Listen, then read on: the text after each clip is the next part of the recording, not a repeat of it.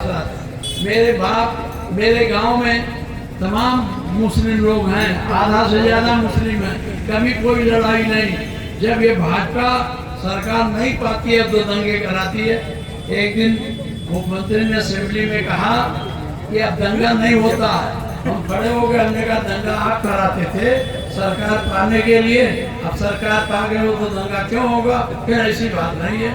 हमने कहा तब क्या बात है, दंगा हम कराते, दंगा तो आप ही को लोग कराते।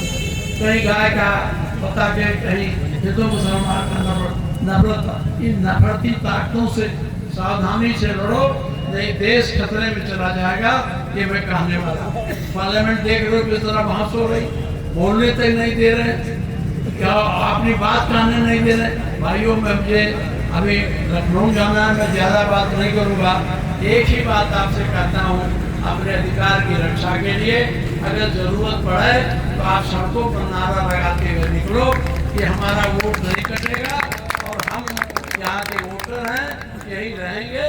और आप अपने वोट से इस सरकार को हटा दो, क्योंकि ये सरकार समझ गई है कि अब कुछ नहीं बचा है।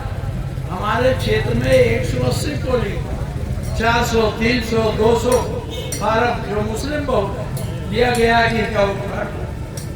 अब बताइए, जब वोटें कट जाएगा तो हम कहाँ लड़ेंगे? इसलिए अपने वोट के अधिकार के लिए जब वोट रहेगा तभी सरकार बदल पाओगे, तभी सरकार पर दबाव आएगा।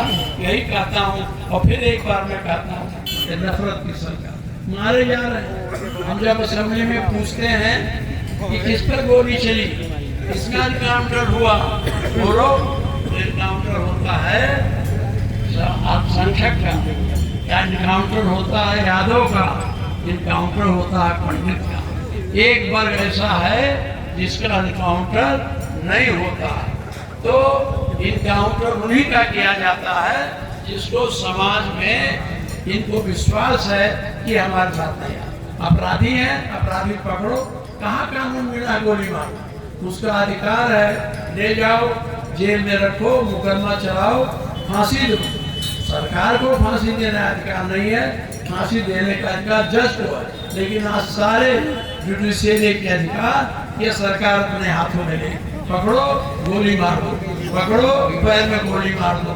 ये अच्छे काम नहीं है। हम लोग जब लड़ते हैं तो कहते हैं हमारी तो सरकार है, हमें जनता चुना है। इसलिए आपसे मैं कहना चाहता हूँ, अपने भाइयों की रक्षा के लिए, अपने बच्चों के भविष्य के लिए, अपने घर परिवार को, अपनी संपत्ति के लिए एक बार खड़े हो जाओ और इस भारतीय जनता पार्टी की सरकार को निकाल बाहर करो। ये मत समझना ये SIR केवल मुस्लिम के लिए। अरे हिंदू भी परेशान, हिंदुओं के घर में नोटिस जा रही है, जो इनको वोट नहीं देते हैं उनके घर में नोटिस जा रही। इसलिए जब ये गाली देते हैं मुस्लिम को तो हिंदू को खुश करने के, इसलिए गाली बंद कराना है।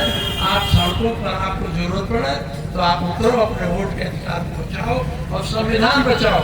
संविधान नहीं रहेगा तो हम लोगों के सारे अधिकार चले जाएंगे, देश खतरे में पड़ जाएगा।